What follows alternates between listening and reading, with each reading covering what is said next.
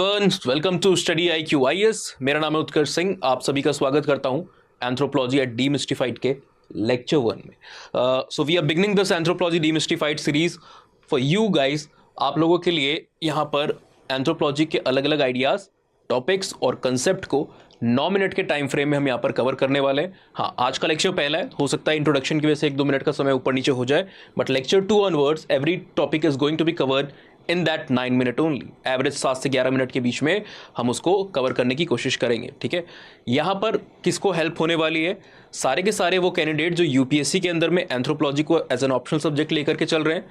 Apart from that, अगर आप UGC net examination में, यूजीसी नेट जेआरएफ एग्जामिनेशन के लिए अपेयर कर रहे हो, एंथ्रोपोलॉजी आपका सब्जेक्ट है, या फिर यूनिवर्सिटी लेवल पर आप ग्रेजुएशन पोस्ट ग्रेजुएशन को अगर आप टारगेट कर रहे हो, तो आपको पता है कि मोस्टली सिलेबस जो है एंथ्रोपोलॉजी की जो पढ़ाई है, कंसेप्ट वही रहते हैं, कंसेप्ट नहीं बदल जाते हैं।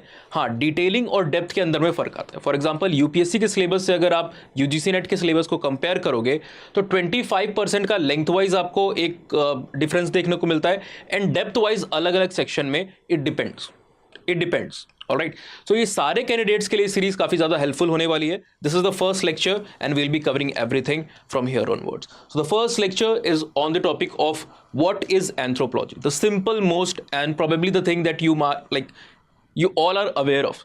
पर हमें शुरुआत तो यहीं से करनी है ना, इसके बिना हम आगे तो बढ़ नहीं सकते।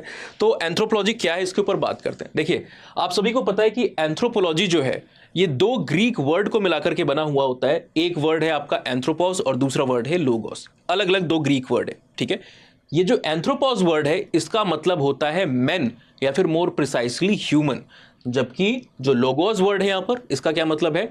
सिस्टमैटिक, या फिर आप कह लो सिस्टमैटिक स्टडी। प्रिसाइसली सिर्फ स्टडी अगर आप कहते हो तो भी पर्याप्त है, काफी है। इन दोनों को अगर आप जोड़ देते हो तो इसका पूरा मतलब हमें समझ में आता है कि anthropology is the study of main और ह्यूमन, स्टडी ऑफ मेन और ह्यूमन। तो इंसानों की ये पढ़ाई होती है, और इसको हिंदी में the term use for anthropology is called as मानव शास्त्र या फिर मानव विज्ञान।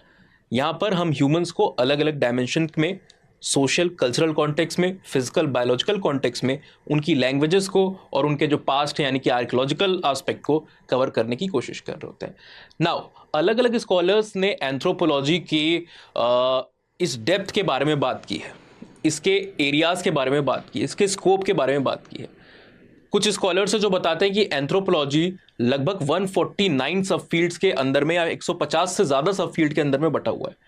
फ्रांस बोआ नाम के एक अमेरिकन एंथ्रोपोलॉजिस्ट हैं, father of American anthropology, at times father of modern anthropology कहा जाता है। वो कहते हैं कि एंथ्रोपोलॉजी आपको 4 सब फील्ड में बटा हुआ देखने को मिलेगा, 4 ब्रांचेस में बटा हुआ देखने को मिलता है: linguistic, archaeological, socio cultural and physical and biological, है ना। और यही जो फील्ड और सब फील्ड है, ये एंथ्रोपोलॉजी को उसका एक होलिस्टिक फेस देती हैं। जब भी स्कॉलर्स एंथ्रोपोलॉजी की बात करते हैं ना, तो हम एक इंपॉर्टेंट वर्ड की तरफ इंडिकेट करते हैं, दैट इज होलिज्म। होलिज्म का फिनोमेना काफी ज्यादा क्लोजली एसोसिएटेड है एंथ्रोपोलॉजी के साथ। होलिज्म सिंपली कहता क्या है? ये इंडिकेट कर रहा होता है होल के ऊपर। सिंपल टर्म्स में आप कहो तो ये कह रहा है कि होल जो है, संपूर्णता जो है, that is always greater than the sum of individual parts, sum of individual parts.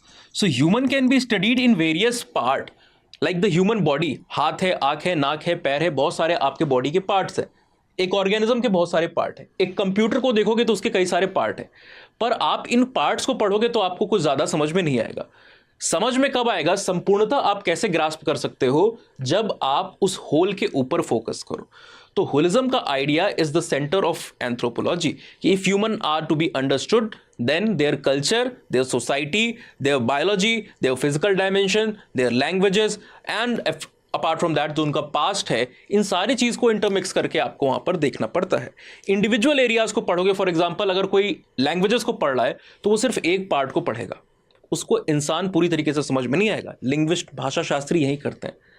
Sociology society के ऊपर फोकस करती है, तो उसको बायोलॉजिकल और फिजिकल डायमेंशन समझ में नहीं आएगा, है ना। जबकि इंसान का कल्चर और बायोलॉजी काफी ज्यादा एक दूसरे से जुड़े होते हैं। एक क्लियर कट एविडेंस आपको यहां पर देता हूं कि जब इन्वायरमेंटल चेंज आए, सवाना हाइपोथेसिस के हिसाब से, हम जमीन पे आए, पेड़ों पे चलते थे, आर्बोरियल हुआ करते थे, 4 पैरों पे चलते थे। अब ट्री कवर खत्म हो गया, हम जमीन पे आए और 2 पैरों पे चलने लगे। जब हम 2 पैरों पे चलने लगे, इरेक्ट पोस्चर आए, तो हमारे हाथ फ्री हो गए। हाथ फ्री हो गए तो हमने क्या किया, स्टोन टूल को बनाया और फायर की डिस्कवरी की। स्टोन टूल से भी हमारा कल्चर डेवलप होता है, फायर से भी हमारा कल्चर डेवलप होता है। कैसे? फायर की डिस्कवरी ने क्या किया कि हमारे खाने को थोड़ा ज़्यादा सॉफ्ट और प्रोसेस्ड बना दिया। अब हमारे जॉ के ऊपर प्रेशर कम पड़ने लगा। अब हमें चीर फाड़ करने की बहुत ज़रूरत नहीं थी, काफ़ी ज़्यादा प्रेशर एक्सर्ट करने की ज़रूरत नहीं होती थी, क्योंकि अब हम नट्स वगैरह इन सारी चीज़ों को नहीं खा रहे थे, मीट को कुक करके खा पा रहे थे। इसकी वजह से इंसान की बायोलॉजी में चेंज आया। हमारे जॉ का साइज़, फेस का साइज़ जो है रिड्यूस हो गया। जो हमारे टीथ है ना, उनका जो साइज है वो वहां पर रिड्यूस हो गया। कई सारे जो फिजिकल डायमेंशंस जुड़े थे, फॉर एग्जांपल सजाइटल क्रस्ट और सर के पीछे यहां पर न्यूकल क्रस्ट मौजूद हुआ करता था मसल अटैचमेंट साइट के तौर पे। कई प्रकार की जो जॉ की मसल्स हैं, है ना, उनको एक अटैचमेंट साइट प्रोवाइड कर रहा होता था। ये सब आपका चला जाता है। क्यों? क्योंकि अब उसकी जरूरत नहीं। तो क्या है, हमारा कल्चर और बायोलॉजी एक दूसरे से लिंक्ड है। ऐसे बहुत सारी चीज, अभी 9 मिनट इसलिए हम बहुत ज्यादा डिटेल में बात नहीं करेंगे। ऑलराइट, तो जब आप हर एस्पेक्ट को पढ़ोगे तब जाकर के आपको समझ में आएगा कि ह्यूमन क्या है संपूर्णता में। तो इसीलिए हम होलिज्म के ऊपर फोकस करते हैं। बायोलॉजी सिर्फ बायोलॉजिकल एस्पेक्ट, सोशियोलॉजी सिर्फ सोशल एस्पेक्ट के ऊपर फोकस करती है, आर्कियोलॉजी सिर्फ पास्ट के ऊपर फोकस करता है। हम प्रेजेंट की भी स्टडी कर रहे हैं, पास्ट की भी स्टडी कर रहे हैं, सिंपल सोसाइटीज की भी स्टडी कर रहे हैं, मॉडर्न सोसाइटीज की भी स्टडी कर रहे हैं। दैट इज वाई एंथ्रोपोलॉजी को कहा जाता है कि ये ह्यूमन की स्टडी कहां पर कर रहा है, टाइम एंड स्पेस में कर रहा है। टाइम एंड स्पेस में कर रहा है। कहने का सिंपली मतलब ये है कि हम जब ह्यूमंस को पढ़ेंगे तो हम सिंपल सोसाइटीज को भी पढ़ रहे हैं प्लस कॉम्प्लेक्स सोसाइटीज को भी पढ़ रहे हैं। मतलब क्या, ट्राइबल्स को भी आप पढ़ रहे हो और अर्बन जो सोसाइटीज हैं उनको भी आप पढ़ रहे हो, है ना। शुरुआत में ऐसा नहीं होता, तो शुरुआत में फोकस सिंपल सोसाइटीज पे था। दूसरा, हम पास्ट सोसाइटीज को भी पढ़ रहे हैं और हम प्रेजेंट सोसाइटीज को भी पढ़ रहे हैं। मतलब हमें इंटरेस्ट है कि स्टोन एज में सोसाइटी कैसी थी, इंडस वैली के समय पे सोसाइटी कैसी थी, और presently industrial post industrial time में सोसाइटी कैसी है, उसमें भी हमें इंटरेस्ट है। अब ये टर्म कहां पर आया, किस तरीके से आया, इसके ऊपर बड़ी डिबेट है। कई सारी किताबों में और पुराने मटेरियल आप देखोगे तो उसमें लिखा हुआ है कि एंथ्रोपोलॉजी का टर्म एरिस्टोटल साहब ने दिया और वो एक ग्रीक फिलोसोफर इसके फादर हैं। पर ऐसा नहीं है, एंथ्रोपोलॉजी का कोई फादर नहीं है ना। बहुत सारे लोग को ये कैटेगरी दिया जाता है, ईबी टाइलर, मॉर्गन, बहुत सारे लोगों को ये नाम दिया गया है, फ्रांस बोआ।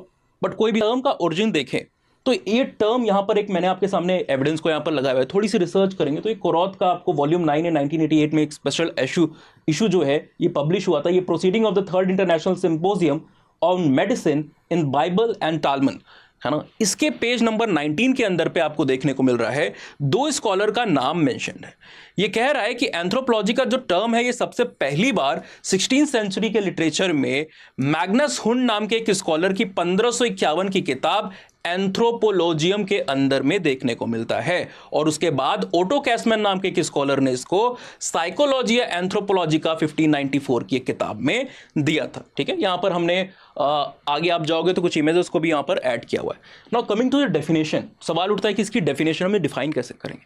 कई स्कॉलर्स ने किया हुआ है। बहुत फेमस डेफिनेशन है इमैनुअल कांट साहब की है, जो कहते हैं कि anthropology is precisely the study of old remains of people and the physical feature, races, language, custom and practices of primitive people। इस तरीके से डिफाइन किया है। ये डेफिनेशन कहां पर दी हुई है, इनका एक वर्क है जिसका नाम है anthropology from a pragmatic point of view, है ना। इमैनुअल कांट का ये वर्क जो कि पब्लिश हुआ था ईयर 1798 में, anthropology from a pragmatic point of view, इसके अंदर में डेफिनेशन को इन्होंने दिया हुआ है। इसको छोड़ करके और भी डेफिनेशन है। फॉर एग्जांपल हर्स्कोविट्ज नाम के एक स्कॉलर है,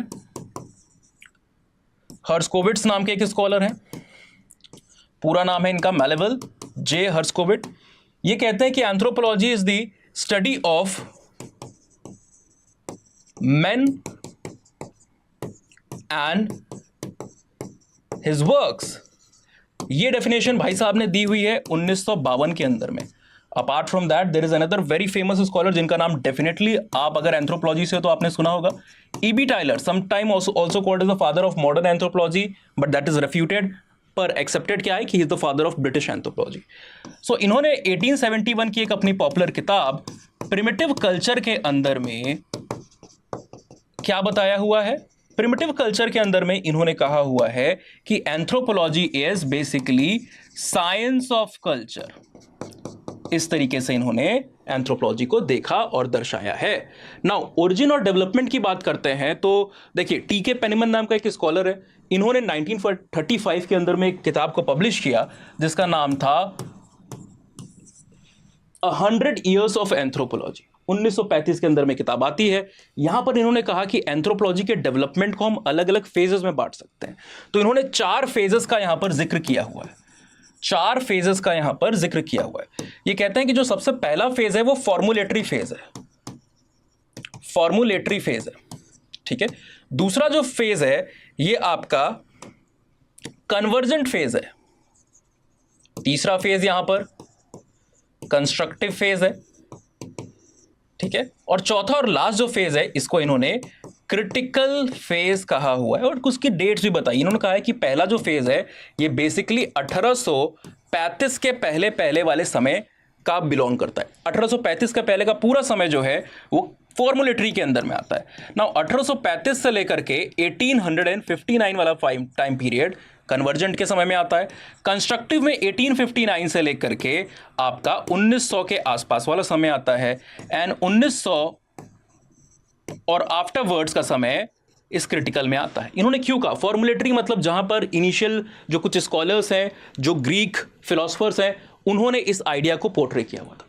1835 तक का जो टाइम पीरियड है इसमें एरिस्टोटल, सोक्रेट्स, प्लाटो, ये लोग स्टेट की बात कर रहे हैं, ये लोग किनशिप की बात कर रहे हैं, ये लोग रिलीजन के ऊपर बात कर रहे हैं, ये लोग आइडियाज, मोरालिटी, वैल्यूज, इन एथिकल प्रिंसिपल्स इनकी बात कर रहे हैं।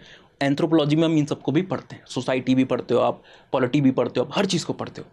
तो इन्होंने कहा कि 1835 के पहले वाला जो पीरियड है जहां पर ये कई ग्रीक फिलोसफर ने शुरुआत में कंट्रीब्यूशन किया, इनके कंट्रीब्यूशन के बाद जब आगे बढ़ते हो आप तो कई सारे और जो ट्रैवलर्स के अकाउंट है, बहुत सारे, मार्को पोलो का अकाउंट है ना, इब्न बतूता का अकाउंट है, कई सारे लोगों के जो ट्रेवर्नियर, बर्नियर, इनके अकाउंट है। ये भी क्या कर रहे हैं, ह्यूमन और उसकी सोसाइटी, उसके कल्चर को स्टडी कर रहे हैं, है ना। एंशिएंट ट्रैवलर्स भी, मॉडर्न भी, मिडिवियल भी, ये ट्रैवलर्स की उन्होंने बात की। फिर एक साइंटिफिक टेम्परामेंट आना शुरू होता है एंथ्रोपोलॉजी में, एक साइंटिफिक टेम्परामेंट आना ग्रेजुअली शुरू होता है जिसमें कंट्रीब्यूशन कई सारे लोग का है। रॉबर्ट हुक का भी है, ल्यूवेन हुक का भी है, ज़ैकराया का भी है। कोई माइक्रोस्कोपी को डेवलप कर रहा है, कोई सेल के बारे में बात कर रहा है। तो इन सब ने ह्यूमन की जो अंडरस्टैंडिंग है उसको काफ़ी प्रोफाउंड किया। ये अलग अलग फील्ड है बट है क्या, स्टडी ऑफ मैन। तो इन्होंने इसको इंक्लूड किया है फॉर्मुलेटरी पीरियड के अंदर में, टी.के. पेनिमन ने। दूसरा पीरियड इन्होंने कहा कन्वर्जेंट पीरियड। यहां पर अलग अलग एरियाज ने अपना अपना कंट्रीब्यूशन दिया, डाइवर्जेंट एरियाज और डाइवर्जेंट फील्ड्स ने अपना अपना कंट्रीब्यूशन दिया। जेम्स पिचर्ड 1935 में 1913 से लेकर 1940 तक रेसेस के बारे में बात करते हैं, रेसेस के बारे में बात करते हैं, और किताबों को भी उन्होंने पब्लिश किया है ना। कई किताबों को उन्होंने पब्लिश किया रेसेस के ऊपर बात करने के लिए। तो ये पीरियड के अंदर में 1835 1859 के अंदर में ये सारे के सारे वर्क आ जाते हैं। और ये सारे जो डाइवर्जेंट वर्क्स थे ये आकर के कन्वर्स होते हैं एक किताब के ऊपर जो कि है आपका चार्ल्स डार्विन का on the origin of species, जो कि पब्लिश हुई थी 1859 पे। तो इन सारे व्यू का एक कंसोलिडेशन, एक कन्वर्जेंस आपको डार्विन के वर्क के रूप में देखने को मिलता है। डार्विन के वर्क के बाद एक कंस्ट्रक्टिव पीरियड शुरू होता है। ये पीरियड कंस्ट्रक्टिव क्यों है, क्योंकि इसमें कई सारी यूनिवर्सिटीज में, कई सारे जगहों पे एंथ्रोपोलॉजी एज अ डिपार्टमेंट खुल रहा है। टाइलर सबसे पहली बार वहां पर हेड करते हैं, है ना, ऑक्सफोर्ड के अंदर में सीट को ऑक्यूपाई करते हैं। और इस पर्टिकुलर पीरियड में न जाने कितने क्लासिकल वर्क हुए। 1871 में ई.बी. टाइलर का प्रिमिटिव कल्चर, मॉर्गन का 1851 का लीग ऑफ इरकोय, 1870-71 का the system of continuity of human family, उसके बाद 1877 का एंशिएंट सोसाइटी, ऑलराइट, मेन को लेकर के, मैक्लेलन को लेकर, बैकोफेन को लेकर के, कितने फ्रेजर का जो वर्क है 1890 का, ये सारे के सारे वर्क इस पीरियड के अंदर में आते हैं। After this particular period critical period आपका स्टार्ट हो जाता है, जो कि क्रिटिकल पीरियड आपका 1900 के बाद स्टार्ट होता है। और यहां पर सबसे इंपॉर्टेंट डेवलपमेंट होना शुरू करती है, एंथ्रोपोलॉजी अपने मॉडर्न सेंस में डेवलप करता है। मेलिनोस्की के फील्ड वर्क से लेकर के जो यूरोप की, ब्रिटेन की जो कॉलोनीज थी, वहां पर भी anthropology as a subject, as a discipline start होना शुरू करता है। फॉर एग्जाम्पल इंडिया में 1920-21 में कैलकाटा यूनिवर्सिटी में एक डिपार्टमेंट आता है। इंडियन स्कॉलर्स का और बाकी के जितने स्कॉलर्स हैं उनके फील्ड वर्क भी यहां पर हुए जा रहे हैं। तो इस तरीके से एंथ्रोपोलॉजी का ओरिजिन और डेवलपमेंट हुआ है।